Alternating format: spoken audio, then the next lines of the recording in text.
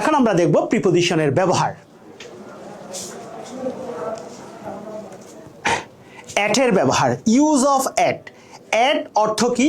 At সেন্টেন্সে কি কি অর্থে বসে আমরা একটু দেখে নিব। নির্দিষ্ট সময় বোঝাতে অ্যাট ব্যবহৃত হয়। ছোট শহর, স্থান বা কোনো প্রতিষ্ঠানের নামের পূর্বে অ্যাট বসে। বয়স বোঝাতে অ্যাট বসে। তাহলে আমরা ফার্স্টে দেখবো যে নির্দিষ্ট সময় বোঝাতে অ্যাট বসে। এই অর্থে, এই রুলে আমাদের এইচএসসি পরীক্ষাতে কিভাবে কোয়েশ্চেন আসছে। যশোর 2022-এর প্রিপোজিশনের মাঝখানের একটা সেন্টেন্স, সেটা হচ্ছে দ্য সিরিমনি বেগেন, শুরু হয়েছিল at 10 am, ওখানে গ্যাপ ছিল অ্যাট এর মধ্যে, তাহলে সময়ের আগে অ্যাট বসছে। এরপরে আমাদের বরিশাল বোর্ড 2017-এর আরেকটা কোয়েশ্চেন হচ্ছে after reaching Sonargaon we finished our breakfast, এরপর সময় উল্লেখ আছে at about 9:30 am।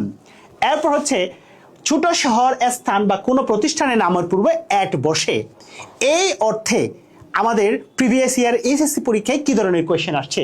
Sylhet board 2017 সালে আমাদের এইচএসসি পরীক্ষায় যে কোয়েশ্চেন আসছিল, ওখানকার মাঝখানের একটা sentence, both of us studied at the same school। School হচ্ছে প্রতিষ্ঠান, ওই জন্য প্রতিষ্ঠান নামের আগে অ্যাট বসছে। এরপর আমরা আরেকটা কোয়েশ্চেন দেখি, হি studied dash Chittagong university. Chittagong university হচ্ছে একটা প্রতিষ্ঠান, প্রতিষ্ঠানের নামের আগে অ্যাট বসছে। এরপর আমরা দেখবো যে বয়স বোঝাতে অ্যাট বসে। এই বয়স বোঝাতে যে অ্যাট বসে, এই অর্থে আমাদের প্রিভিয়াস ইয়ারে কি ধরনের কোয়েশ্চেন আসছে। রাজশাহী বোর্ড 2022 এইচএসসি পরীক্ষায় যে প্রিপোজিশনটা আসছিল, ওখানকার মাঝখানের সেন্টেন্স, শিল্পী ম্যারিড রশিদ, তাহলে বয়স বোঝাতে ওই জন্য অ্যাট দ্য এজ অফ ইউজ হয়েছে অ্যাট দ্য এজ অফ 15।